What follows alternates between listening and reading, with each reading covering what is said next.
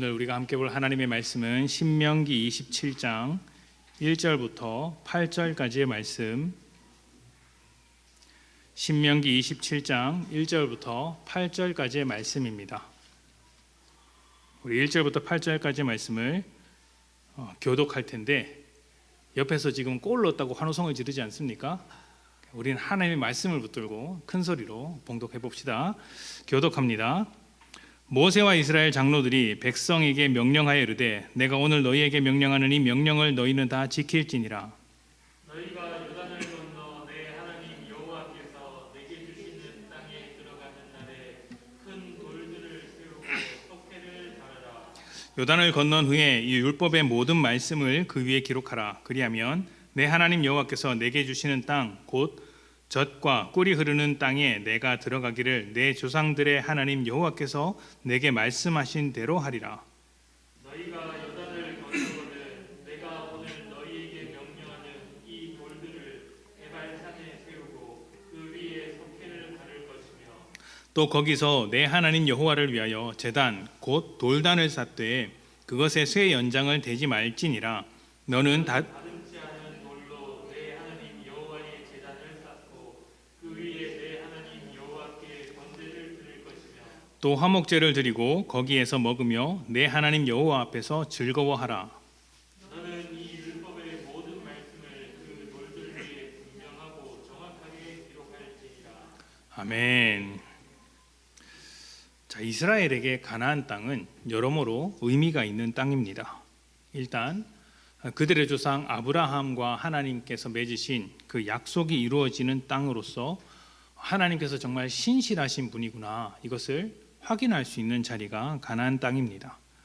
그리고 노예 생활을 끝내고 진정한 의미의 자유민으로서의 삶을 확보하는 자리가 가나안 땅이라고 할 수 있습니다. 그리고 마지막으로는 광야의 시간을 끝내고 드디어 평안과 안식으로 들어갈 땅이라고도 할 수 있는 자리가 가나안 땅입니다. 그런데 지금 이제 가나안 땅에 들어가려고 하는 세대는 이전에 있었던, 그러니까 출애굽했던 당시의 세대와는 다른 세대입니다. 홍해를 건너온 사람도 없고 하나님께서 열재앙으로서 애굽을 꺾으신, 애굽에 대해서 승리하신 사건을 경험한 사람들도 없습니다. 무엇보다 하나님께서 시내산에서 율법을 주실 때 그 자리에 앉아 있었던 세대가 아닙니다. 그러니까 그 뒤에 가나안 땅에 들어가기를 거절하고 광야를 헤맬 때 다시 등장한 세대이기 때문에 하나님께서 그 백성 가운데 어떻게 일하셨는지에 대해서 직접 목도했던 사람은 아니었던 것이죠. 물론 모세의 지도 아래 또 여러 이제 하나님의 일하심을 보게 되었고 또 그들에게 믿음과 하나님의 일하심에 대한 가르침을 물려주기는 했을 것입니다. 또 광야를 지나는 동안 그들 가운데 계속해서 일해 주신 하나님을 만나기도 했겠죠. 그러나 홍해가 갈라지는 것과 같은 강렬한 경험을 하지는 못했습니다. 이 홍해 사건은 이스라엘 백성을 상징하는 아주 중요한 사건이었어요. 너희가 애굽에 있다가 하나님의 백성으로 옮겨졌다라는 것을 가장 상징적으로 보여주는 사건이었기 때문에 이 날을 특별히 기념하는 이제 유월절도 있는 것이죠. 이렇게 중요한 사건인데도 불구하고 정작 지금 가나안 땅에 들어가는 이 세대는 이 일을 경험하지 못하고 있는 것입니다. 자, 그래서 하나님은 가나안에 들어가기 전에 이전에 하셨던 일들을 조금 더 발전된 방식으로 거의 비슷하게 똑같이 교육하십니다. 예를 들면 이제 여호수아가 가나안 땅에 들어갈 때 그냥 들어가는 것이 아니라 요단강을 건너서 들어가게 되죠.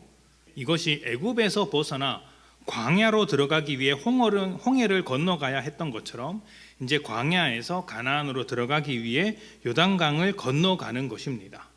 이때 이제 홍해를 건널 때와 똑같은 모양으로 요단강을 건너가게 됩니다. 이제 강이 갈라지고 그 사이로 이스라엘 백성이 지나가게 되는 것이죠.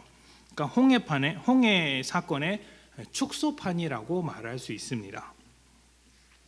이렇게 새로운 세대를 교육하기 위해서 이제 경험도 새롭게 하시고 또 그것과 함께 시내산에서 받았던 율법을 다시 한번 교육하는 장면이 바로 신명기입니다.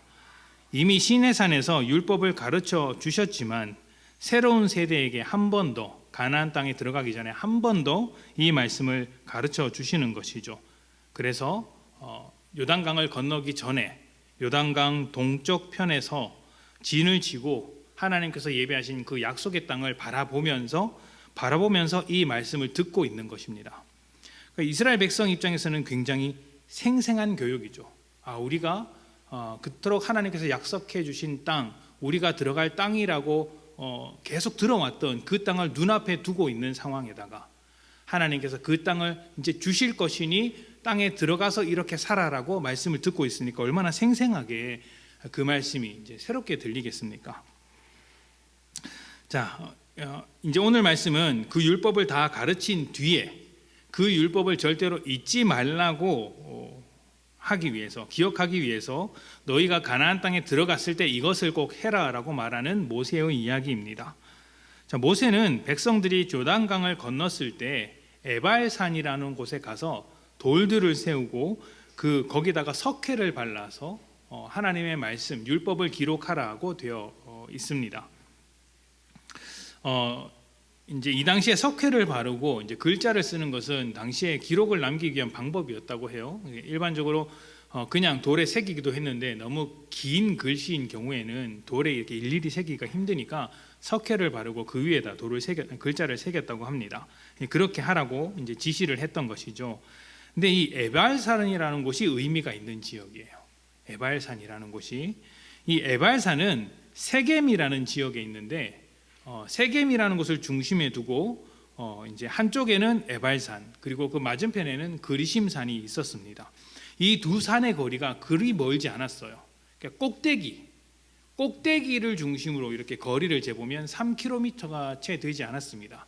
그러면 아래쪽 골짜기 쪽으로 내려오면 훨씬 더 가깝다고 볼 수 있겠죠. 그러니까 400m도 안 된다라는 이야기가 있습니다.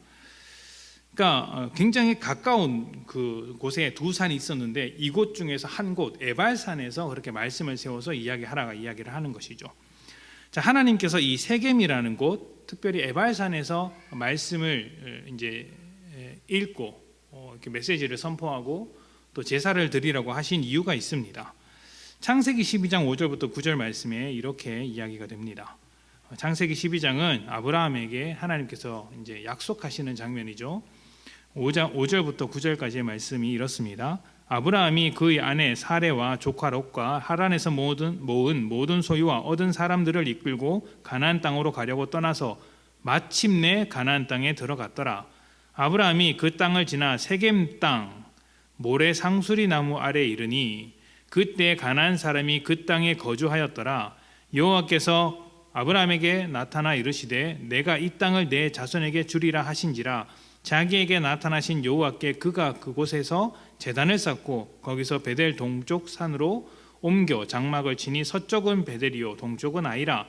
그가 그곳에서 여호와께 제단을 쌓고 여호와 이름을 부르더니 점점 남방으로 옮겨갔더라. 아멘. 자, 아브라함이 하나님의 말씀을 따라 가나안 땅에 들어왔을 때 하나님께 처음으로 제사를 올렸던 자리가 세겜 땅입니다. 그리고 이곳에서 하나님은 아브라함에게 다시 한번 약속하십니다. 내 후손들이, 너의 자손들이 바로 이 땅에 거주하도록 만들겠다 약속을 하신 것이죠. 그리고 지금 이스라엘 사람들은 아브라함을 통해서 하나님께서 내려주신 그 약속을 기억하고 기념하는 의미에서 에발산, 그 세겜이 있는 곳으로 가서 제사를 드리는 것입니다. 자, 재미있는 장면이 있는데 우리가 읽은 말씀을 이렇게 보시면, 신명기 말씀을 보시면 하나님께서 돌단을 쌓을 때 쇠 연장을 대지 말라, 그리고 다듬지 않은 돌로 단을 쌓아라, 이렇게 되어 있습니다.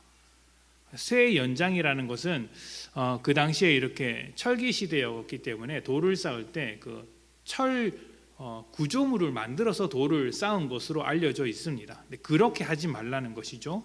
그리고 사람들이 돌을 깎아서 반듯하게 만든 돌이 아니라 자연석, 그냥 굴러다니는 자연석 중에 하나를 구해다가 그것으로 단을 이제 쌓으라고 말을 하는 것입니다. 그러니까 왜 다듬지 않은 돌일까요? 왜 사람의 손을 하나도 타지 않은 돌이었을까요? 이것이 주는 의미는 이런 것입니다. 자, 가나안 땅을 차지하고 하나님께 예배 드릴 수 있는 백성이 될 수 있었던 것, 너희가 지금 그 자리에 있는 것은 너희의 힘과 노력으로 한 것이 아니다. 하나님의 힘과 노력으로 된 것이라는 것을 말하기 위해서 사람의 손을 타지 않은 그냥 땅에 널브러져 있는 그 자연석을 가져다가 제사를 드리라고 했던 것이죠. 그러니까 아무 힘도 없던 노예 신분의 사람들을 이끌어내신 것도 하나님이다. 가진 것이 없는 백성을 돌보시며 지켜주신 것도 하나님이시다. 광야 생활 동안 온갖 불평과 반항 속에서도 끝까지 포기하지 않으신 하나님이시다. 그런 하나님께서 너희를 이곳까지 이끌고 왔다 말씀하는 것이죠.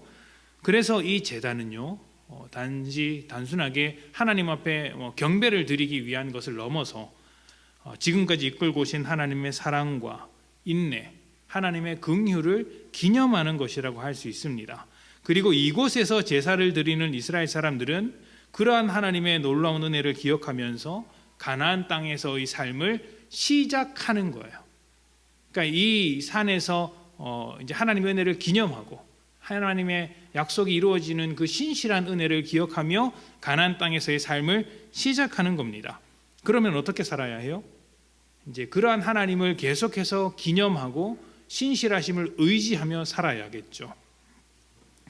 자, 모세는 이제 그렇게 제사를 드리는 동안에 지파를 이제 나누어서 어떤 지파는 에발산에 올라가고 어떤 지파 무리들은 그리심산에 올라가라고 이야기를 합니다. 그리고 그 중간에서 레위 지파가 큰 소리로 하나님의 율법을 외치라라고 이야기를 하는 것이죠. 지금이 아니고 가나안 땅에 들어가서 너희가 살 때에 그렇게 해라. 하나님께서 가나안 땅을 주신 것을 다 확인하게 되면 그렇게 하라는 것입니다. 그런데 이때 레위 지파가 외치는 메시지가 어떤 메시지냐면 온통 저주의 메시지예요. 온통 저주의 메시지예요. 27장은 전부 저주의 말씀이고 28장을 보면 축복의 말씀과 저주의 말씀이 같이 나오기는 하는데 축복의 말씀은 조금 나오고 저주의 말씀이 굉장히 많이 나옵니다. 좀 당황스럽죠. 그렇게 하나님을 신뢰하고 가서 축복의 삶을 살라고 가나안 땅을 주셨는데 하나님은 거기다 대고 저주의 메시지 계속해서 쏟아내고 계신다라는 것입니다. 하나님께서 왜 이렇게 저주를 퍼부으시는가 하는 생각이 듭니다. 자, 일단 우리는 율법이 왜 나왔는지에 대해서 먼저 생각을 해야 합니다. 율법은 언제 생겼을까요? 창세기 때 율법이 있었을까요? 아담과 하와가 있었을 때 율법이 있었습니까? 그때는 율법이 없었습니다. 아브라함, 야곱, 이삭, 순서가 바뀌었죠. 아브라함, 이삭, 야곱 그리고 요셉 때도 율법이 있었습니까? 없었죠. 율법이 없었습니다. 최소한 창세기 때는 율법이 나오지 않았어요. 그렇기 때문에 율법을 따라 살아야 한다라는 요구도 없었어요. 율법이 없으니까 율법을 따라 살아야 한다는 요구도 없었죠. 그들에게는 하나님의 최초의 명령만 있었어요. 어떤 명령일까요? 생육하고 번성하라, 땅에 충만하라는 말씀입니다. 그러니까 한마디로 요약하면 창조 때의 명령인데 하나님과의 관계 안에서 풍성한 삶을 누려라, 행복하고 복된 삶을 만들어가라. 이것이 하나님의 유일한 목적이자 명령이었습니다. 성경의 모든 명령은 바로 이 태초의 명령 아래에 있다고 해도 틀린 말이 아니에요. 성경에 나오는 모든 이제 하나님의 말씀은 바로 이 명령 아래에 다 담겨 있다고 해도 과한 말이 아닙니다. 하나님은 복을 주시는 분이시고 사람이 복된 존재로 행복하시기를 누구보다 바라고 계십니다. 그래서 성경의 명령에 순종하는 것은 결론적으로 행복해지기 위한 것이다라고 말을 해도 거의 맞는 말이라고 생각을 해요. 그런데 율법을 보면 행복하기 위한 것이라고 보여지지 않는 내용들이 참 많습니다. 일단 부정적인 내용들이 많죠. 뭘 하지 말라, 해서는 안 된다, 그것 하면 벌 받는다, 큰일 난다, 이런 말씀들이 너무 많습니다. 하나하나 다 따져보면 좋겠지만 그러기엔 좀 무리가 있고요. 가볍게 10계명만 봐도 대부분 하지 말라는 말씀입니다. 다른 신을 섬기지 말라, 우상 만들지 말라, 안식일에 일하지 말라, 뭐 하지 말라 이런 내용들이 전부입니다. 또 우리가 방금 읽었던 신명기 말씀을 대충 훑어봐도 27장과 28장을 쭉 흘러봐도 저주의 말씀, 금기의 말씀만 아주 많이 있더라는 것이죠. 자, 태초의 명령은 굉장히 복되고 이제 축복의 명령이었는데 이것이 뒤로 와서 저주의 명령으로, 금지의 명령으로 바뀌게 된 이유가 무엇일까요? 율법이 이렇게 기록된 이유가 무엇일까요? 이유는 한 가지 때문이겠죠. 우리가 죄인이기 때문입니다. 죄 아래 놓였고 죄 가운데 사로잡힌 바 되었기 때문에 하나님의 뜻을 쫓기보다 온갖 부조리와 악한 일을 하기에 바쁩니다. 이게 뭐 도덕적으로 아니면 뭐 이렇게 우리 형법, 이제 성문법, 법적으로 나쁜 일을 한다 이런 것도 없지 않아 있지만 그것보다도 더 하나님의 뜻을 쫓아가기에 너무나도 힘들다, 어렵다. 우리 인간이 살아가는 이 모든 세상이 그렇게 부조리한 세상이다라는 것을 말하고 있는 거예요. 전도서에 보면 이제 헛되도다 이런 말씀이 있죠. 이게 원어로 따지면요 부조리하다라는 말이에요. 그러니까 인간의 삶이 부조리하다 이렇게 한탄을 하고 있는 겁니다. 그 인간의 죄에 대한 이제 고백이죠. 그러니까 그래서 이제 율법을 보면은 그렇게 하지 말라는 말씀이 많고 저주하는 듯한 말씀도 있는 것입니다. 이런 것과 같은 것 같아요. 그 아이들을 키울 때 제일 속상한 부분이 이런 것인데요. 교육 전문가들은 아이들을 키울 때 아이들이 공부시키거나 아니면은 아이들이 올바른 행동을 하기 위해서는 동기부여를 주어서 긍정적인 태도로 목표를 이룰 수 있도록 만드는 것이 좋다라고 이야기를 합니다. 그래서 아이들에게 목표를 심어주고 그걸 할 수 있도록 응원을 하고 격려도 해주라는 것이죠. 근데 어떻습니까? 그렇게 해보셨을 텐데 그렇게 하면 네 어머니 제가 그렇게 하겠습니다 라고 열심히 합니까? 잘 안 하죠. 저희 집만 그런 줄 알았는데 다행이네요. 안 합니다. 어떻게 합니까?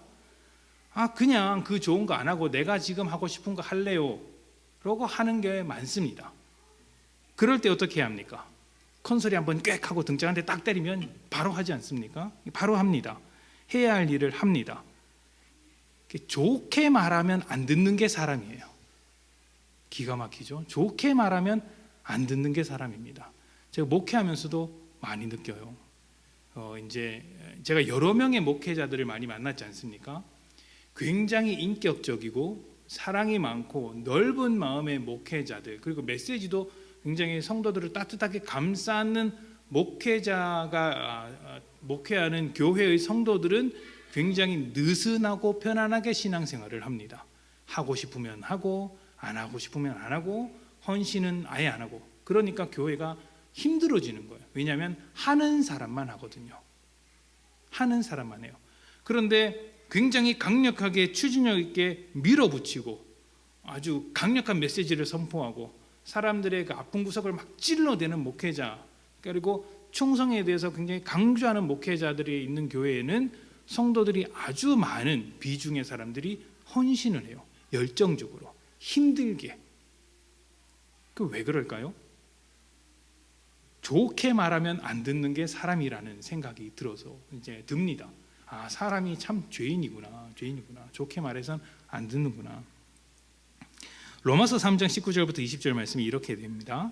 우리가 알거니와 무릇 율법이 말하는 바는 율법 아래 있는 자들에게 말하는 것이니 이는 모든 입을 막고 온 세상으로 하나님의 심판 아래 있게 하려 함이라. 그러므로 율법의 행위로 그의 앞에 의롭다 하심을 얻을 육체가 없나니 율법으로는 죄를 깨달음이니라. 아멘.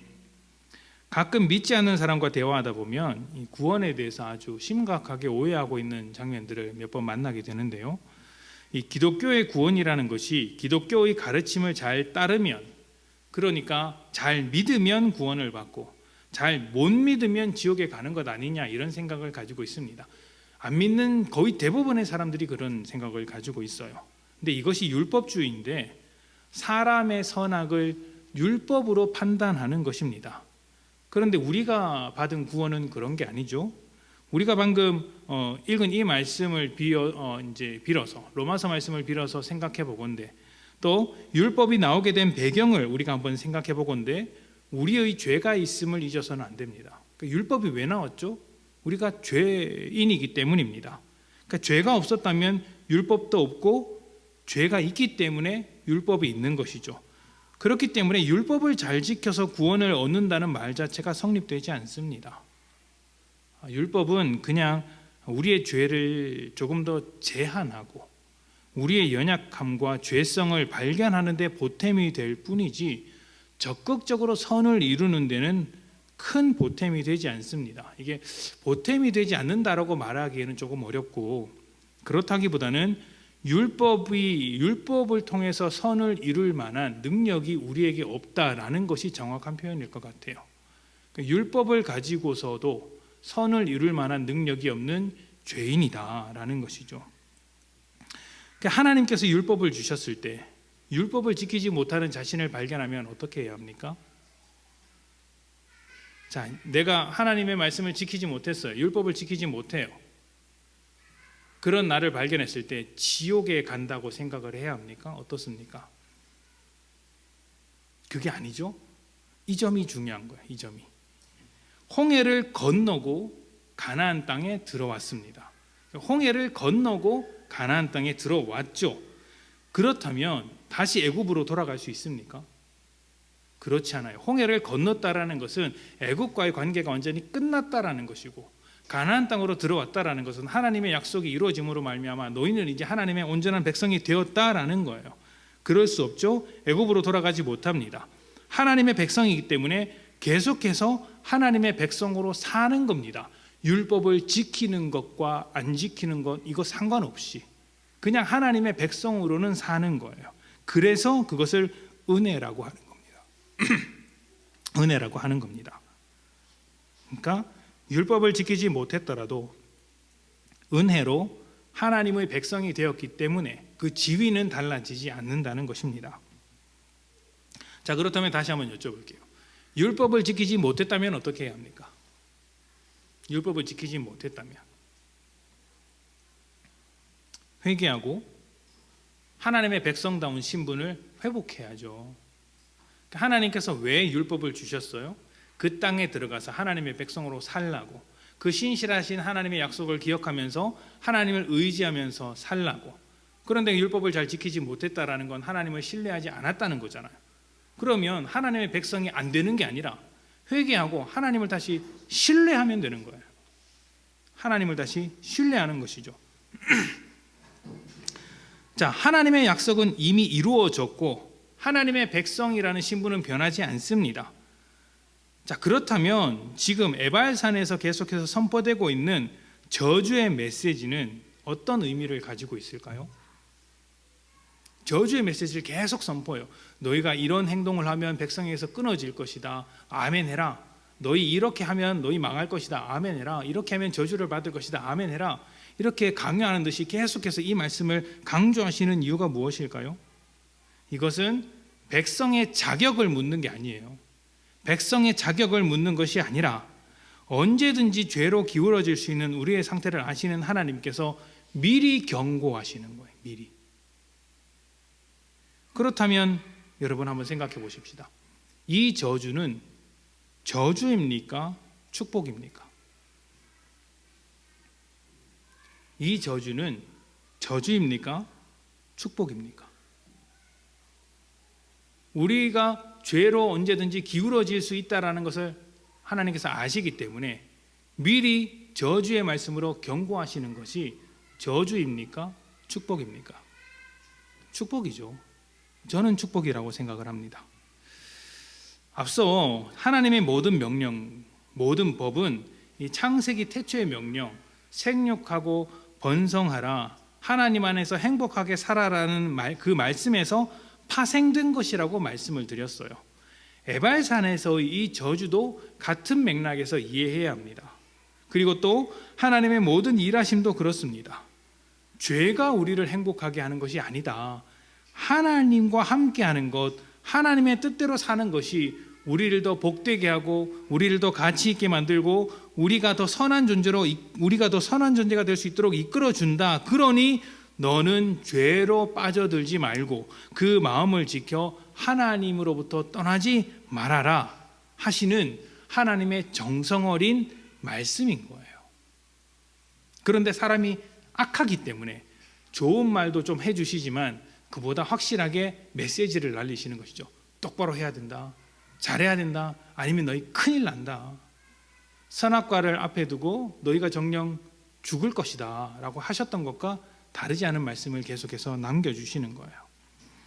자, 그렇다면 하나님의 일하심이 이 태초의 명령으로부터 시작된 말씀이라고 한다면, 또 하나님의 일하심과 모든 명령, 하나님의 뜻이 이제 명령에서 파생된 것이라고 한다면, 자, 그렇다면 우리에게 오는 모든 고난과 어려움과 시험거리들은 또 어떻게 받아들여야 하겠습니까? 자, 일단 이전부터 분명히 합시다. 고난이 찾아왔다고 해서, 시험이 왔다고 해서, 또 내가 잘 못한다고 해서 하나님께서 우리를 버리신 것은 아니죠. 내게 좀 어려움이 왔다고 해서 하나님 왜 나를 버리셨습니까? 라고 기도하는 것은 옳은 건 아닌 것 같아요. 그건 하나님을 정말 오해하고 있는 것이죠. 자, 그렇다고 한다면, 자, 우리가 하나님의 백성이라는 사실에는 변함이 없다고 한다면 우리에게 허락된 시험은 어떤 의미를 가지고 있을까요? 우리에게 환난이 닥치거나 어려움이 찾아왔을 때, 시험거리가 왔을 때, 이것은 우리를 조금 더 복된 자리로 인도하시려는 하나님의 큰 계획 중의 일부라고 할 수 있어요. 때로는 그것이 죄와 관련되어서 우리를 아프게 만들 수도 있고, 또 우리의 죄나 악한 습관을 고치기 위한 것일 수도 있습니다. 또 우리를 더 단단하게 만들기 위한 것일 수도 있고요. 분명한 것은 이제 우리를 수술하시고 또 우리를 더 건강하게 만드셔서 더 나은 복된 존재로 만들기 위한 하나님의 일하심이라는 것입니다. 그리고 하나님께서 우리를 위해 일하고 계시다는 것은 여전히 우리를 자녀로 생각하고 있다라는 것이겠죠. 교회 생활을 하다 보면 참 다양한 일들이 일어납니다. 괜히 기분 나쁠 때도 많고요. 또 스스로 실족하는 사람도 있습니다. 교회 나오기 싫어하는 분들도 종종 계시죠. 억지로 나온다고 할 수 있을 정도로 참 교회가 힘들다라고 말씀하시는 분도 계십니다. 그것이 사람에게 실망해서일 수도 있고, 또 내가 처한 상황 때문에, 여러 가지 일 때문에 내가 너무 형편이 어려워져서 낭망해서 나오기 싫어하는 경우도 있습니다. 그런데 여러분, 그 어려움이 잠깐 지나고 나면 어떻습니까? 내가 굉장히 힘들었을 때 말고 그 힘든 것들을 좀 이겨내고 지나가고 나서 하나님 앞에 나오고 나면 우리가 어떤 고백을 합니까? 그래도 그 이전보다 하나님을 더 신뢰하는 나를 발견할 수가 있습니다. 아, 그래, 그때는 내가 원망을 많이 쏟아냈는데 지나고 나니까 거기에도 하나님의 뜻이 있었던 것 같다라고 이제 감사하는 이제 우리 자신을 발견할 수 있지 않습니까? 그러니까 아주 조금씩 예수를 더 닮아가는 우리 자신을 발견하는 것입니다. 그러니까 죽음이라는 것도 그런 측면이 있는 것 같아요. 제가 우리가 주일날 설교할 때도 나누었고, 제가 제자 훈련할 때도 좀 나누었던 것 같은데, 믿는 자에게 죽음이라는 것은 무엇이죠? 말씀드렸듯이 죽음이라는 것은 하나님을 만나기 위해서 통과하는 문과 같습니다. 하나님을 만나기 위한 과정이죠. 우리는 그렇게 이해해야 합니다. 그런데 믿지 않는 자들에게 죽음이란 어떤 것입니까? 절망이죠. 모든 것이 끝나는 절망입니다. 자, 그런데 놀랍게도 모든 사람은, 믿는 자든 믿지 않는 자든 모든 사람은 이 죽음이라는 것 앞에서 자기를 발견하게 됩니다. 자기를 발견하게 되죠. 자기의 연약함, 자기의 못남, 자기의 죄를 발견하고 인생에 대해서 후회를 합니다. 그리고 어떤 사람은 이 후회로부터 벗어날 수 있도록 도움을 구하죠. 우리가 죽음 앞에서 예수를 믿겠다고 결단하는 사람들이 굉장히 많이 있지 않습니까? 평생에 그렇게 버티다가 죽음 앞에서 복음을 전하면 그래 내가 믿을게 라고 영접 기도하고 이렇게 이제 세상을 떠나시는 분들이 있습니다. 왜 그럴까요? 죽음 앞에서 무력한 자신을 발견하게 되고 또 인생을 돌아보면서 그 죄 많은 인생을 깨달았기 때문이겠죠. 자, 그렇다면 세상 사람들의 입장에서는 죽음은 절망이고 저주인데 우리의 입장에서는 하나님을 믿는 믿음, 하나님과의 관계 속에서 생각할 때 그 죽음이라는 것은 저주입니까? 축복입니까? 축복이죠. 축복이죠, 축복. 죽음이 축복이기 때문에 우리는 죽음을 두려워하지 않는 거예요. 하나님을 온전하게 믿는 믿음이라면 우리가 세상의 관점에 젖어 있어서 죽음을 절망으로 받아들이지 않는다면 우리가 죽음을 두려워할 필요가 없겠죠. 죽음을 그렇게 바라볼 수 있다면 우리에게 찾아오는 환난과 시험도 동일하게 바라볼 수 있어야 하는 거예요. 지금 그 이야기를 에발산에서 하나님께서 말씀하시는 거예요. 이 저주는 저주가 아니야.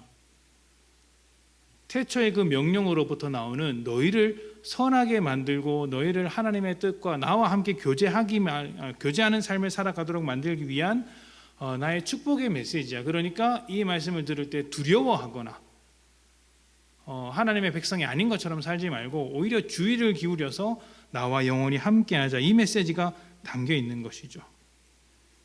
그러니까 우리는 우리에게 닥치는 모든 어려움과 고난과 시험, 하나님께서 저주하시는 듯한 그 말씀마저도 궁극적으로는 우리를 복되게 하시는 하나님의 일하심이라는 것을 이해해야 합니다.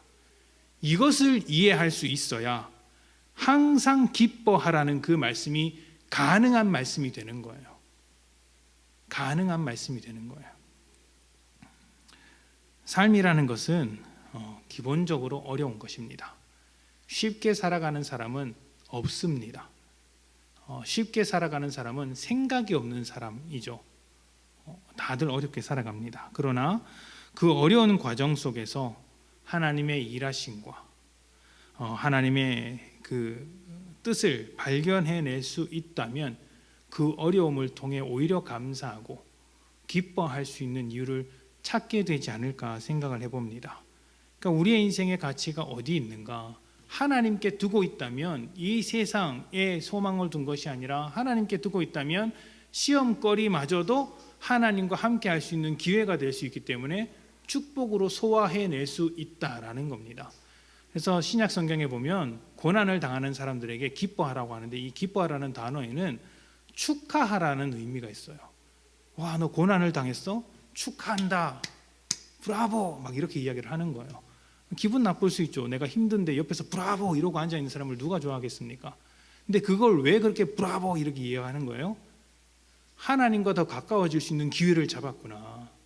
예수 안에 소망을 이루어낼 수 있는 기회를 잡았구나. 정말 축하한다. 기뻐할 수 있는 이유가 있는 것이죠. 그러니까 세상을 바라보는 시각 자체가 다른 거예요. 이것이 하나님 믿는 사람만이 가능한 이야기입니다. 세상은 불가능한 이야기죠. 에발산에서 저주를 이제 선포하게 하신 하나님의 마음을 깊이 생각해야 합니다. 저주가 아닌 것, 죽음이 아닌 것처럼 시험이 아닙니다. 이것을 꼭 기억하셔서 우리를 향하신 복된 은혜를 한 번 더 묵상하시는 늘사랑교회 성도님들이 되셨으면 좋겠습니다. 이 믿음으로 시험거리를 이겨내십시다. 우리 함께 기도합니다.